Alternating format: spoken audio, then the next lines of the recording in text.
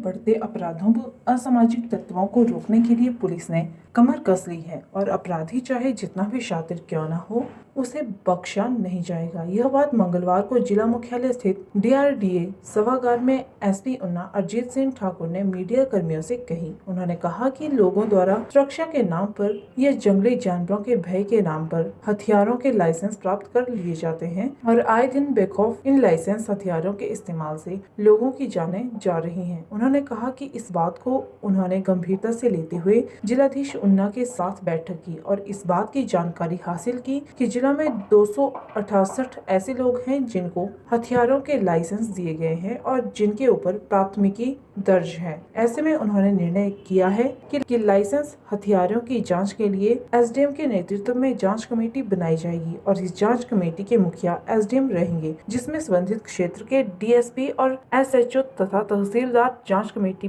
के सदस्य होंगे। पर हमारे जो इंक्रीज़ है केसेस में, उसमें सबसे इम्पॉर्टेंट जो इंक्रीज़ है वो है मर्डर, कल्पेबल होमिसाइड और अटेम्प्ट टू मर्डर में जो है हमारे इंक्रीज़ हुआ है। जैसे पिछले साल इन तीनों हेड्स में 3 FIR रजिस्टर हुई थी इस समय तक, यानी 15/4/2020 तक, 13/4/2021 तक अभी हमारे यहाँ पे 8 केसेस जो हैं इन तीनों हेड्स के अंदर जो है FIR रजिस्टर हो चुकी हैं, यानी कि ये ऑलमोस्ट डबल का इजाफा है। पिछले साल हालांकि इस टाइम तक लॉकडाउन लगा था तो शायद ये भी एक फैक्टर रहा हो, बट अभी कम से कम हमारे लिए ये एक इम्पॉर्टेंट एरिया ऑफ फोकस है। थाना अंब के अंदर जो है एक केस रजिस्टर हुआ था 10 मार्च को, जिसमें एक वृद्ध व्यक्ति जो है उनको पहले इंजरी हुई, फिर PGI में उनकी डेथ हुई, तो सब्सिक्वेंटली जो है इसमें 302 लगी थी। इसमें भी हमने अरेस्ट कर लिया है। इसमें 3 लोगों को हमने जो है अरेस्ट किया है 17 मार्च को ही, और उसके बाद इसमें अभी रेवेन्यू डिपार्टमेंट से और FSL से रिपोर्ट आनी शेष है और इसके बाद हम इसको चार्जशीट बना के कोर्ट में पुट इन करेंगे। इसी तरह अगर हम आगे जाएं तो हमारे कल्पेबल होमिसाइड और अटेम्प्ट टू मर्डर केसेस में भी हमने तफ्तीश की है। 3 केसेस इसमें भी रजिस्टर्ड हैं, जिसमें 2 केसेस में जो है आर्म्स एक्ट इन्वॉल्व है। तो टोटल अगर हम देखा जाए, एक थाना हरोली का जिसमें एक वृद्ध व्यक्ति ने जो है अपनी माइनिंग करते हुए कुछ लोगों को जो है उनके ऊपर अपना लाइसेंसी वेपन जो है यूज़ किया था। साथ ही साथ एक PS बंगाना में जो पिछले कल एक केस रजिस्टर हुआ, जिसमें एक व्यक्ति को अरेस्ट किया गया है और इसमें भी अभी तफ्तीश जारी है। इसमें भी जो है ये हथियार यूज़ करने के जो है मामला सामने आया है। तो टोटल अगर हम देखें तो 4 ऐसे केसेस हैं जिनमें हथियार का यूज़ किया गया है। अब ये हमारे लिए थोड़ा चिंता का विषय इसलिए भी है क्योंकि इसमें एटलीस्ट एक डेकॉइटी है वो अगर छोड़ दिया जाए तो 3 ऐसे केसेस हैं जिसमें लाइसेंसी हथियारों का यूज़ किया गया है। जो एक डेकॉइटी हमारे यहाँ पे राणा वाइन्स के यहाँ पे हुई, उसमें अभी हम इन्वेस्टिगेशन में काफ़ी आगे तक पहुँच गए हैं, पर हमको क्योंकि अभी इन्वेस्टिगेशन अभी शेष है तो हम उसके हथियारों में जो यूज़ हुए हैं उनके बारे में नहीं बोल सकते, बट बाकी 3 केसेस में लाइसेंसी हथियारों का उपयोग होना पाया गया है। 4 ऐसे एक केस में, यानी 2 पार्टीज़ के जो है हमने 4 वेपन थाना महतपुर में कैंसिल करके अपने माल खाना में जो है रख भी लिए हैं। और इसी तरह ये 268 में आगे भी और लाइसेंस अगर इस तरह के दिए गए हों जो लाइसेंसी वेपन है और जो लोग लैंड डिस्प्यूट या कोई पुराने डिस्प्यूट में संलिप्त पाए गए हों, तो उसके लिए हमने SDM कंसर्न सब डिवीज़न के SDM के अंतर्गत जो है एक के अंडर के चेयरमैनशिप के अंडर जो है एक कमेटी भी बनाई है, जिसमें DSP और SHO और लोकल तहसीलदार जो है इन्वॉल्व रहेंगे, यानी मेंबर रहेंगे, और वो स्क्रूटनी करेंगे ऐसे लोगों की जहाँ पे बहुत पुराने डिस्प्यूट्स चले हैं, क्योंकि ये लाइसेंसी वेपन का इस्तेमाल करना अगर इस काम के लिए तो वो एक बहुत ही जघन्य अपराध की श्रेणी में आता है और उस पर काफ़ी सख्त कानून जो है बने हुए हैं, आर्म्स एक्ट की धाराएं जो है उस पर लगती हैं। तो प्रिवेंटिव पॉइंट ऑफ व्यू से हमने आगे ये एक इनिशिएटिव लिया है। साथ ही साथ हमारी रेगुलर नाकाबंदी और ख़ासकर अभी क्योंकि कोविड के चलते जो सरकार के दिशा निर्देश हैं उसके चलते भी हमारी पेट्रोलिंग थोड़ी सी और ज़्यादा सख्त हो गई है, क्योंकि मास्क पहनना और ख़ासकर आजकल नवरात्रों का सीज़न चला हुआ है, तो जो गाड़ियाँ इस तरह की आती हैं जो मोटर व्हीकल एक्ट का अवहेलना करती हैं, तो उनके लिए भी हमने रेगुलर ये चला रखा है अभियान। हमारा डेकॉइटी, थेफ्ट और बर्गलरी का अगर मैं आपको ब्रीफ दूं, तो ये तीन केसेस जो हमारे एक मैडी में एक एफआईआर रजिस्टर हुई थी, ये हुई थी जनवरी महीने में।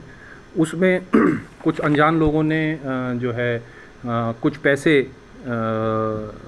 मैडी के गुरुद्वारे है वहाँ से लेके वो भाग गए थे।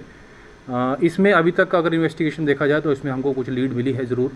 कुछ ही दिन पहले हमको जो है इसमें कुछ लीड मिली है, और इसमें हमारी उम्मीद है कि हम उनको आइडेंटिफाई कर लेंगे और जल्द ही जो जिन लोगों ने ये किया है उसको भी पकड़ने में सफल रहेंगे। दूसरा हमारा 15 मार्च को एक केस हुआ था डिकॉइटी का, जिसमें 9 लाख की चोरी जो हुई थी, जिसमें 4 लोग संदिग्ध पाए गए थे। उसमें भी हमने एक अरेस्ट की है अभी, और हमारी तफ्तीश कंटिन्यूड है, और हमें यही उम्मीद है कि जल्द हम सभी जो इसमें पाए गए लोग हैं उनके ऊपर एक्शन ले पाएंगे। इसमें हमने कई जगहों पे ऋषिकेश, सहारनपुर, पंजाब के कई एरियाज़ में भी दबिश दी, और वहाँ जाके हमने जो है चेक किए। एक एफआईआर भी रजिस्टर हुई है हमारी रेड के चलते पंजाब में। पंजाब के खन्ना में एक एफआईआर भी रजिस्टर हुई है हमारी इस रेड के चलते ही। तो ये इसके आगे हम और तफ्तीश कंटिन्यूड है, और हमें उम्मीद है कि जल्द ही हम कुछ ना कुछ इसमें यूज़फुल निकाल पाएंगे। और जो एक 9 मार्च को एक एफआईआर हुई थी थाना सदर में, जिसमें कुछ दुकानों के शटर खुले थे, उसमें हमने सफलता प्राप्त की है और रिकवरी भी की है, और जो परपेट्रेटर्स थे यानी जिन्होंने ये वारदात की थी उनको हमने यूपी और हरियाणा से भी अरेस्ट किया है। और इसी तरह हमें उम्मीद है कि जितने भी हमारे डेकॉइटी केसेस हैं उनमें हम जल्द ही सभी कंसर्न लोगों को है नतीजे तक कोर्ट में पहुंचाएंगे और कंटिन्यू करेंगे। आपके माध्यम से मैं यही कहना चाहूँगा कि किसी भी तरह के कोई भी अगर व्यक्ति इलीगल एक्टिविटी में, खासकर जिसमें आर्म्स इन्वॉल्व हों, यानी कोई लैंड डिस्प्यूट हो या इस तरह की चीज़ें हों, तो उसके बारे में हम पूरा डिटेल में तफ्तीश कर रहे हैं, पूरी डिटेल में दोबारा से इसको चेक कर रहे हैं। हमने रेवेन्यू डिपार्टमेंट को भी इसमें इन्वॉल्व किया है, क्योंकि लैंड डिस्प्यूट पहले रेवेन्यू विभाग में, फिर उसके बाद जो है अलग अलग कोर्ट्स में, तो इनमें समय ज़रूर लगता है। पर इसका मतलब ये नहीं कि पेशेंस खो के जो है व्यक्ति एक दूसरे के ऊपर इस तरह का काम करें। और क्योंकि आर्म्स एक्ट में सेक्शंस और पनिशमेंट काफ़ी गंभीर है, इसलिए आप सभी के माध्यम से मैं यही अपील करना चाहूँगा कि अगर कोई व्यक्ति चाहते ऐसा कोई हमको खबर देना चाहे, या कोई भी ऐसा इंसिडेंट जो है जिसके बारे में उसको कोई डाउट हो, तो हमको डायरेक्टली कंट्रोल रूम और हम सभी के नंबर जो हैं अवेलेबल हैं, हमको बता सकता है। इस धन्यवाद। जो डकैती का मामला है, एक व्यक्ति अरेस्ट हुआ जी, तो क्या इस मामले में जो आरोपी हैं उनकी कोई आइडेंटिफिकेशन हुई है, कोई पहचान हुई है कि कौन लोग थे? ये जो हमारा डिकॉइटी हुई है उसमें हमने पहचाने हैं लोग, और इसमें ये सिर्फ एक ही जो लोग विजिबल हैं उन्हीं का काम नहीं है, इसमें और लोग भी काफ़ी इन्वॉल्व हैं। तो इसमें हम तफ्तीश कंटिन्यू कर रहे हैं। इसमें कई लोगों ने, जैसे हमने जो अरेस्ट किया व्यक्ति, उसने उनको सिम प्रोवाइड करके जो है हेल्प करने की कोशिश की है। तो इस तरह से अगर हम चेक करें, जब हमने जहां रेड की, जिस एफआईआर की मैं बात बता रहा हूं, जो खन्ना में हमने पंजाब पुलिस को ने रजिस्टर की है, उसमें हमको फेक आधार कार्ड और फेक सिम कार्ड भी मिले हैं, जिनके चलते हमने इन्वेस्टिगेशन कंटिन्यूड है, और हम पंजाब पुलिस के साथ मिलके इसको कंटिन्यू रखेंगे, और मुझे उम्मीद है कि हमको जल्द इसमें कोई सफलता मिलेगी। जो मर्डर हुआ है उस मामले में एक मिस्ट्री है, लोग जानना चाहते हैं कि आखिर वो मर्डर क्यों हुआ। ये थाना गगरेट की बात कर, ये थाना गगरेट में जो हमने अरेस्ट किया विकास दुबे उर्फ विद्यागिरी नाम का व्यक्ति, उस व्यक्ति ने हमको ये उस इंटेरोगेशन जब हुई हमारे 3 दिन की, तो हमने उससे लड़की का यानी विक्टिम का सेलफोन और जो वेपन, मर्डर वेपन जो यूज़ किया उसने, उन दोनों को हमने रिकवर किया है। और उसके बाद जो इंटेरोगेशन में उसने बताया कि वो 7-8 महीने से उस विक्टिम से जो है बात करता था, और क्योंकि उसकी सगाई हो चुकी थी, तो ये एक तरफा प्यार का एक वो लग रहा है कि उसने इसके बदले में जो है, उसको ये भी डर था कि कहीं उसकी बात ये जो है खुद का खुलासा ना हो जाए, तो इसलिए उसने ये एक्शन लिया। और ये इस हत्या को जो है अंजाम दिया। सर इसमें कोई मेडिकल रिपोर्ट जी हाँ, नहीं मेडिकल रिपोर्ट इसकी टांडा मेडिकल कॉलेज से जो है इसका पोस्टमार्टम हुआ था और उस पोस्टमार्टम में जो है हमको क्लियर ये ब्लंट ट्रॉमा जो है उसके बारे में हमको डिटेल में प्रोवाइड किया, मतलब डॉक्टर साहब ने जो है हमको डिटेल में पोस्टमार्टम रिपोर्ट में लिखा है। हालांकि हम पहले 376 यानी रेप का भी एंटिसिपेट कर रहे थे, पर वो उसमें नहीं पाया गया। सर आधार कार्ड को लेकर उसी व्यक्ति के आधार कार्ड को लेकर भी प्रश्न उठाए जा रहे हैं। किसका जी? जो अभी मर्डर बाबा ने जो किया है, हाँ जी, वो क्या उसकी तहकीकात हुई आधार कार्ड के आधार कार्ड पे क्या संशय है? मैं वो कह रहे हैं कि ये यूपी का था तो वहाँ धर्म परिवर्तन करके यहाँ रह रहा था, तो ऐसे हमारे पास कई नहीं, मैसेज आए। ऐसे कोई चीज़ हमारे सामने नहीं आई है अभी भी। वो इन्वेस्टिगेशन जो है हम मर्डर की कर रहे हैं, तो उससे संबंधित जो भी साक्ष्य में को इकट्ठे करने हैं वो हम कर चुके हैं और आगे इसमें ये चालान वो कब करें। तक ये चार्जशीट हम अभी FSL की रिपोर्ट की वेट कर रहे हैं। जैसे ही वो आता है हम अभी चार्जशीट जल्दी से जल्दी पुट इन करने की सोच रहे हैं, ताकि हम बाद में जो है इसमें सप्लीमेंट्री चालान हो सके तो दे देंगे। देखिए, आर्म्स एक्ट के अंतर्गत जो आर्म्स एक्ट के रूल बने हैं उसके अंतर्गत पुलिस जो है अपनी डिटेल, एक S1 फॉर्म होता है जिसमें पुलिस ये जानकारी देती है कि किन व्यक्ति पे कितनी FIR रजिस्टर हैं।